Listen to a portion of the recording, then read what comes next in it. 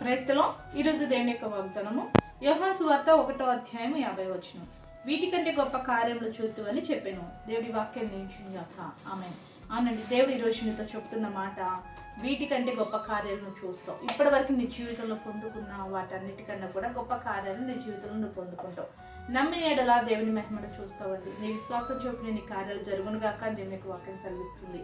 ఇప్పుడు నువ్వు ఏ పరిస్థితిలో ఉన్నావో ఆ పరిస్థితిని బట్టి భయపడుతున్నావేమో, కృంగిపోతున్నావేమో, ఈ పరిస్థితి నుంచి నన్ను విడిపించేవారు ఎవరు, ఈ పరిస్థితిలో నాకు సహాయం చేసేవారు ఎవరు, ఈ పరిస్థితిలో నాకు సహాయం అందిద్దా, అసలు ఈ పరిస్థితిలో నేనేం చేయాలి అని చెప్పేసి నువ్వు కృంగిపోతూ భయపడుతున్నావేమో, ఇప్పటి వరకు నీ జీవితంలో చేసిన వాటికంటే కూడా గొప్ప కార్యములు చేసే దేవుడు నీకు ఉన్నాడండి. అలాంటి గొప్ప కార్యాలను చూస్తామని దేవుడు చెప్తున్నాడు. కాబట్టి దేవుని యొక్క మాటను నమ్ముదాం, దేవుని యొక్క వాగ్దానమును నమ్ముదాం. మాట ఇచ్చిన దేవుడు నమ్మదగిన వాడు.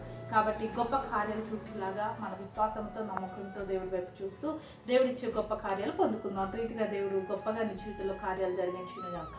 ఆమేన్. ప్రార్థన చేసుకుందామండి. సకల ఆశీర్వాదాల కారణభూతుడమైన మా పేపర్లో తండ్రి యొక్క ప్రార్థనలు ఇచ్చిన ప్రతి బిడ్డను జ్ఞాపకం చేసుకోండి. ఇప్పటి వరకు నీ బిడ్డల జీవితంలో నువ్వు చేసిన కార్యములు బట్టి వందనాలు. ఇంకా గొప్ప కార్యాలు వారి జీవితంలో వారు చూసి నేను మహిమపరచుటకు సహాయం చేయాలని యేసు నామములో ప్రార్థిస్తున్నాం తండ్రి. ఆమేన్.